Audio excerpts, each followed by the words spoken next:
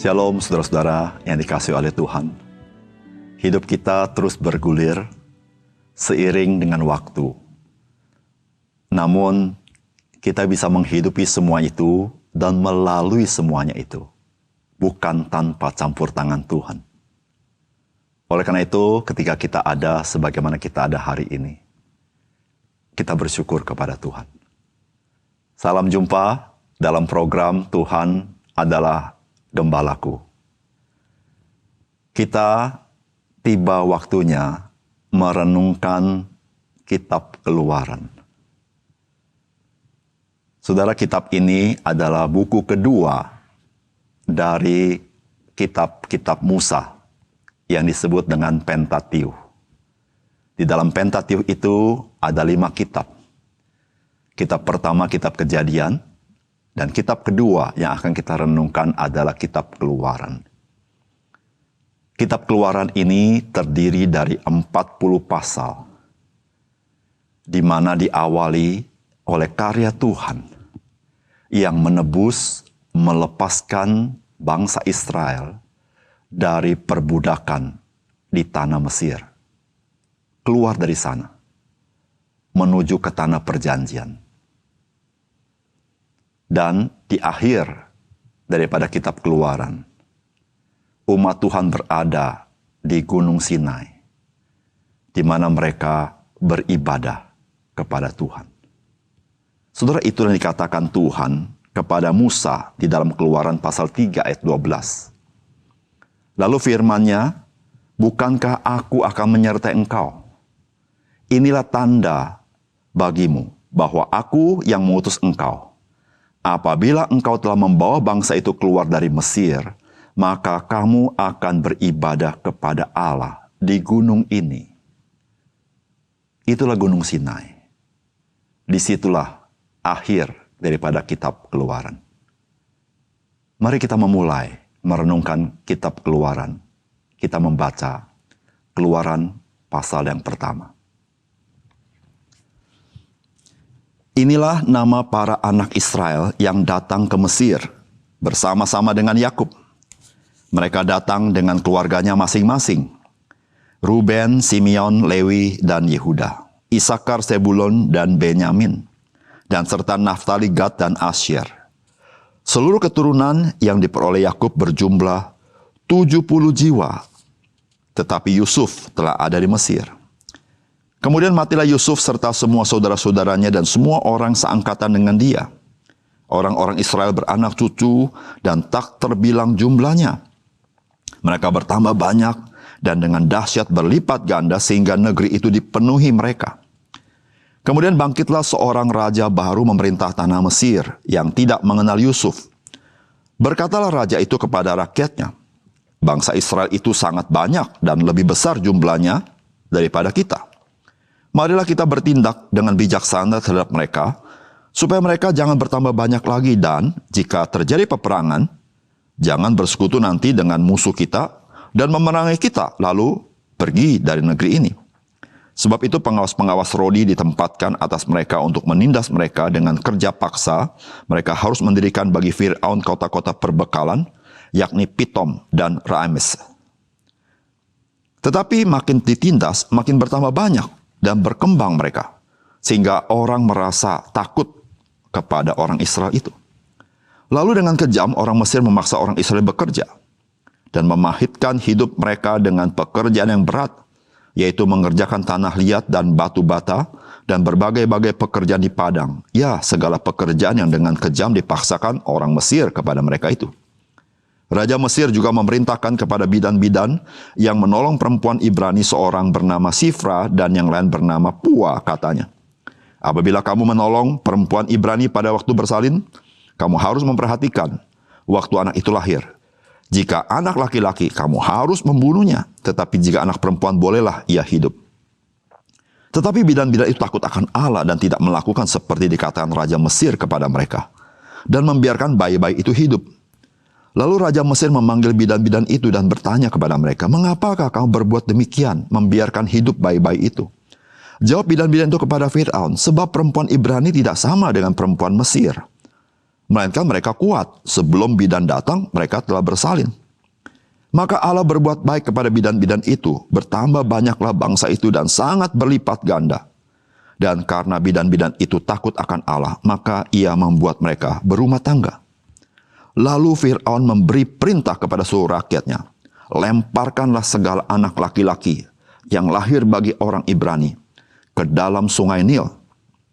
Tetapi segala anak perempuan, biarkanlah hidup.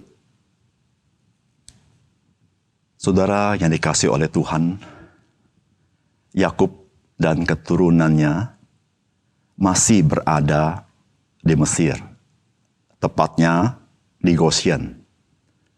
Itulah tempat yang terbaik yang disediakan Fir'aun bagi Yusuf dan keluarganya. Mereka datang ke Mesir dengan 70 orang.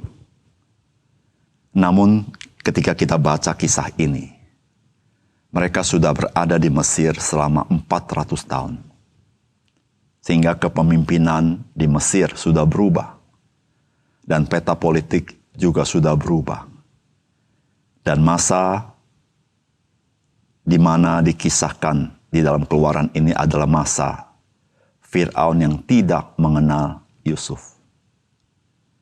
Apakah pesan firman Tuhan bagi kita melalui firman Tuhan ini? Yang pertama, Tuhan menggenapi janjinya. Saudara masihkah ingat akan janji Tuhan kepada Abraham? Di dalam Kejadian pasal 12 ayat kedua. Aku akan membuat engkau menjadi bangsa yang besar dan memberkati engkau serta membuat namamu masyhur dan engkau akan menjadi berkat. Menjadi bangsa yang besar. Abraham dan Sarah sampai masa tuanya, mereka akhirnya punya seorang anak yang bernama Ishak.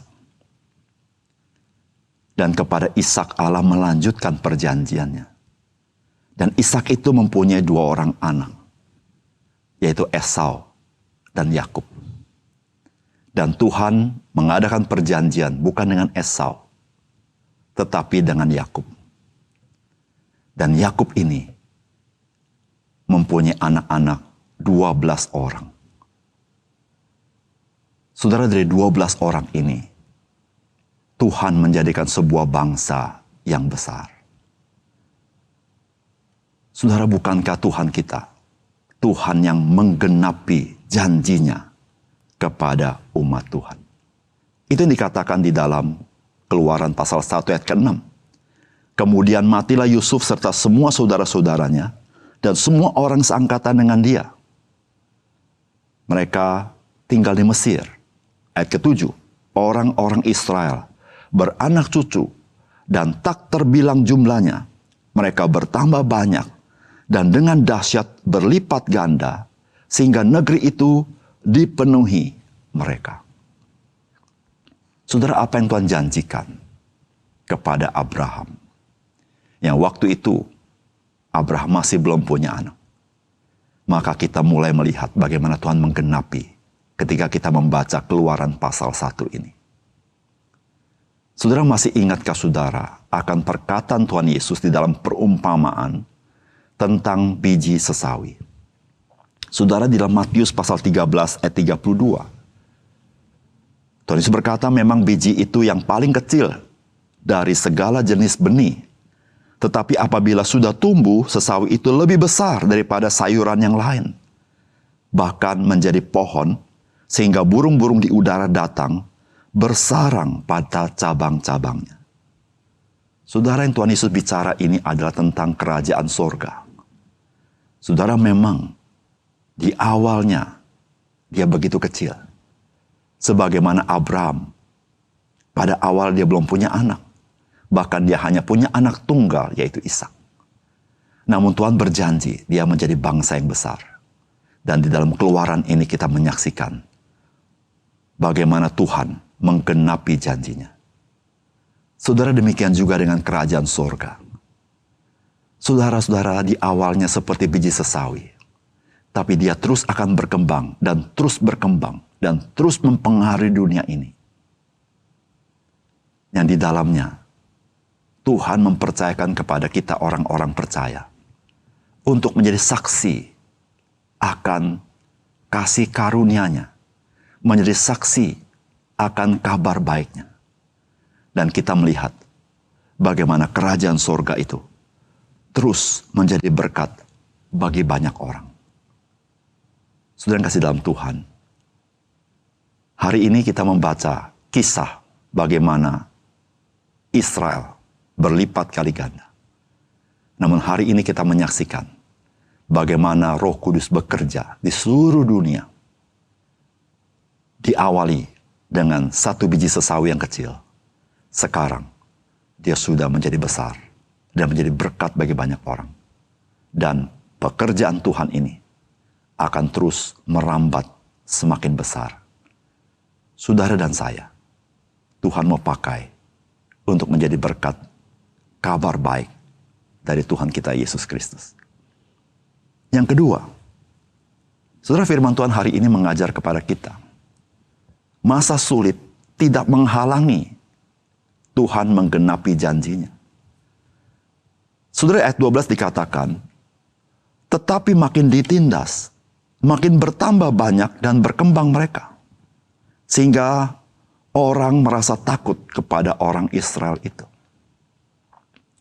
Saudara, tidak seorang pun senang untuk ditindas. Tidak seorang pun senang mengalami penderitaan. Setiap kita kalau bisa tidak mengalami penindasan atau penderitaan.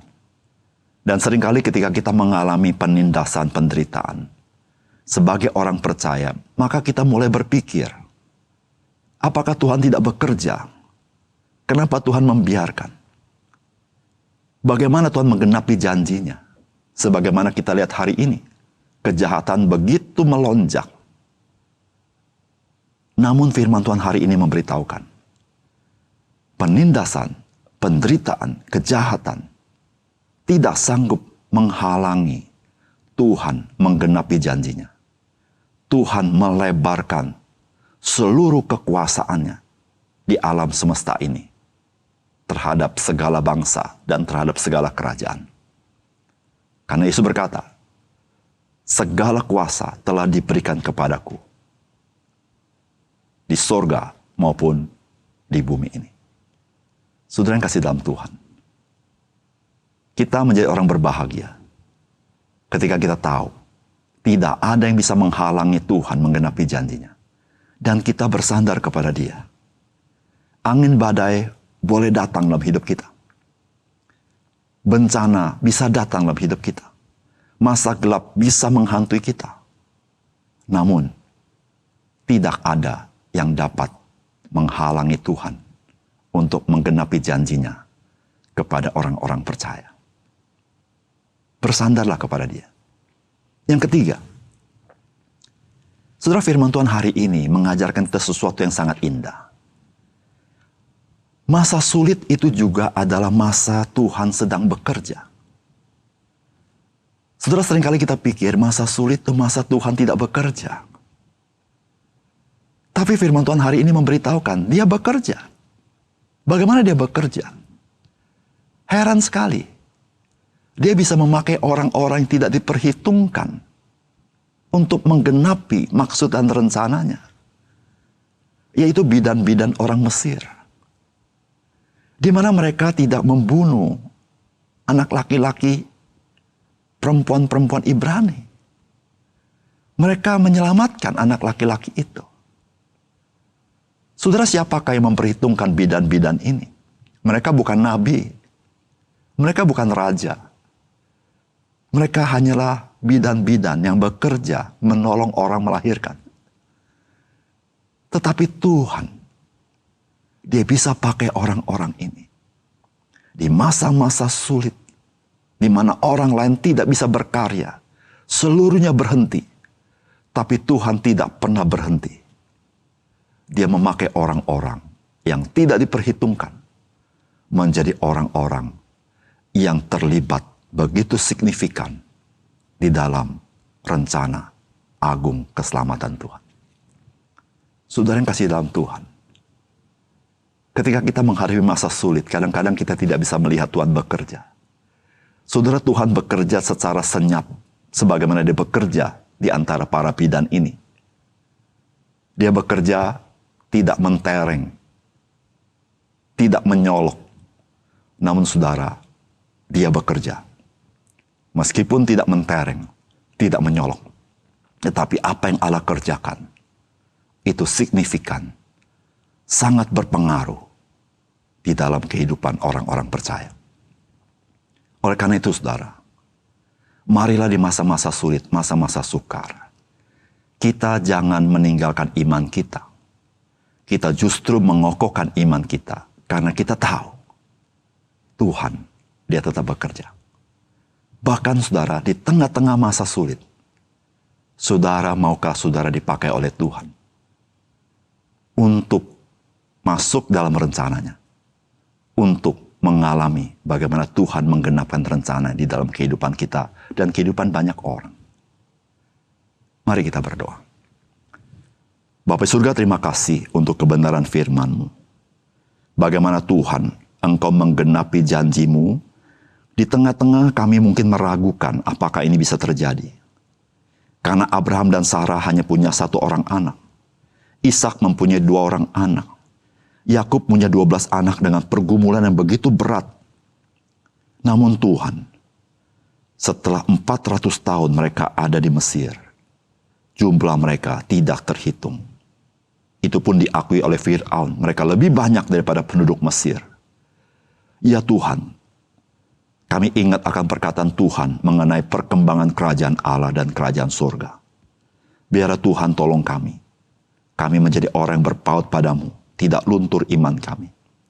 Kami sungguh-sungguh bersandar kepada Tuhan dan kami belajar ya Tuhan. Masa-masa gelap, masa-masa sukar, itulah masa di mana Tuhan bekerja meskipun dengan senyap.